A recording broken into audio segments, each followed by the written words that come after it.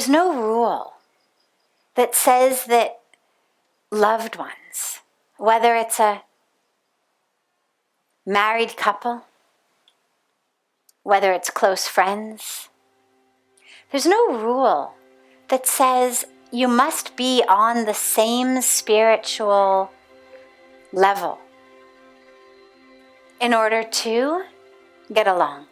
You have to be on the same path. You have to be going to the same place. But see, spiritual paths don't really have advanced places. We think about it like that.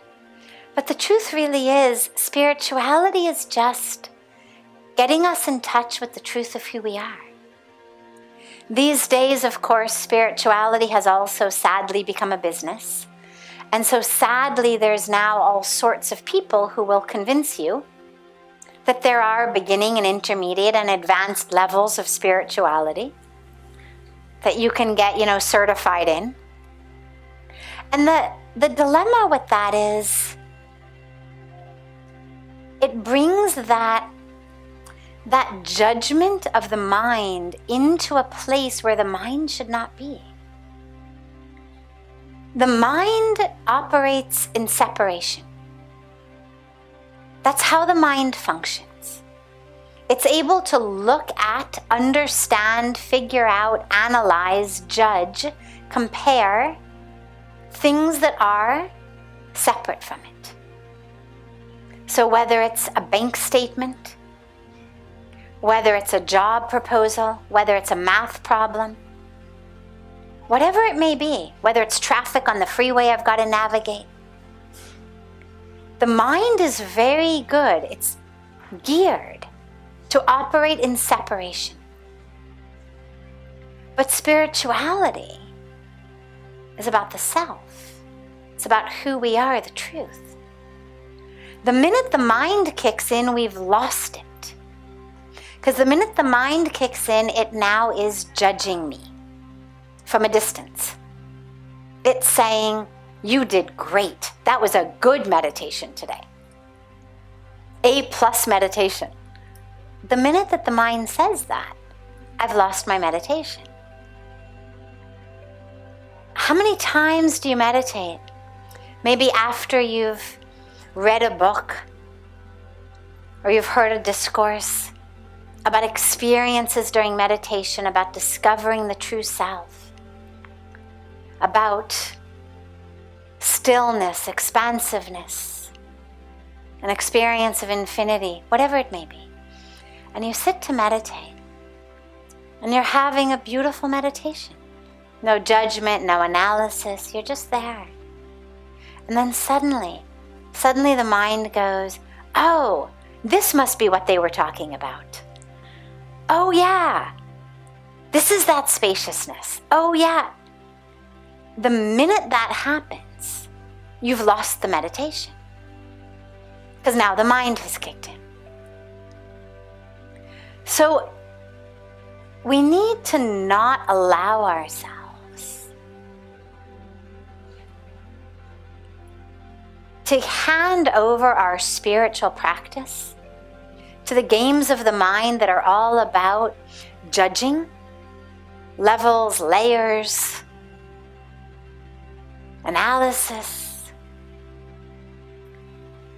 Spirituality is about oneness.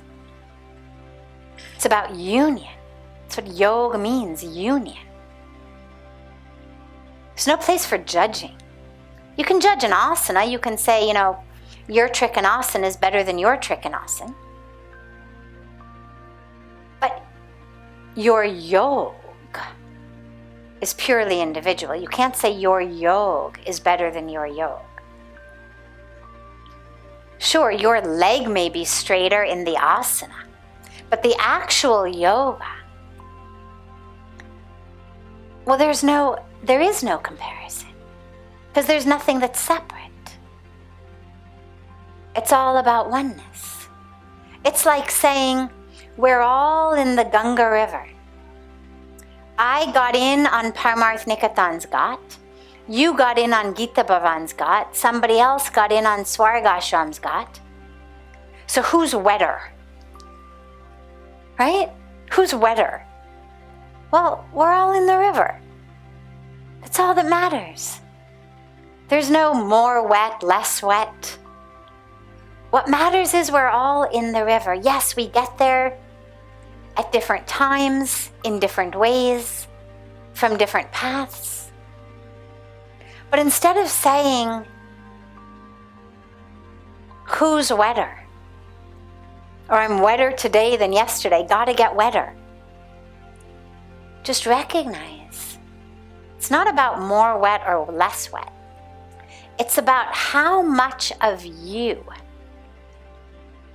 are you able to allow to get wet at all? Because most of us get wet only on the outside.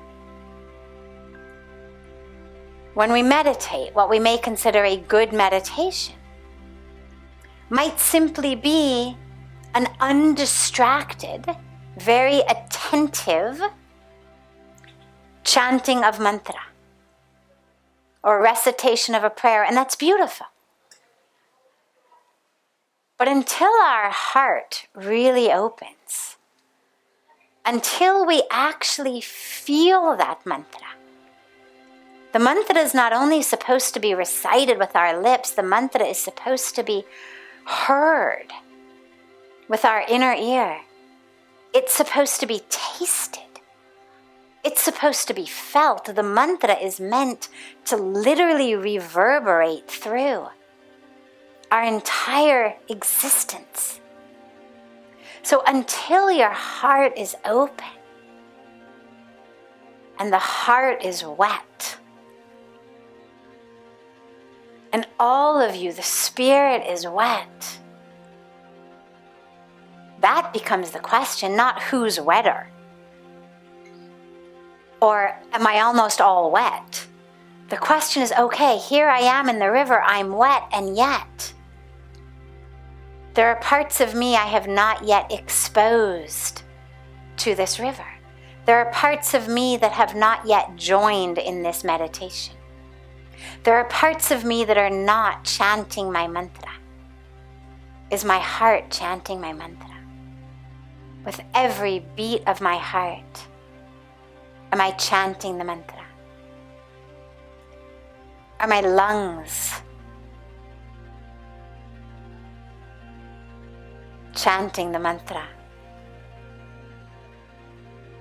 As the oxygen comes in, as the carbon dioxide goes out, are they chanting my mantra? So don't worry about where someone else has reached. As long as they're on the path,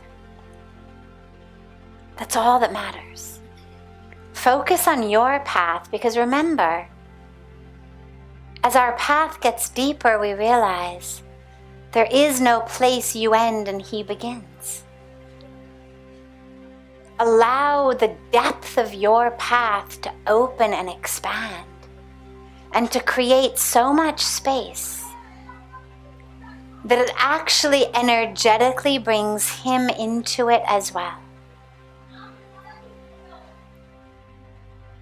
So yes, you absolutely have a future together, as long as you can get your mind out of this judging and comparing and contrasting and layers and levels.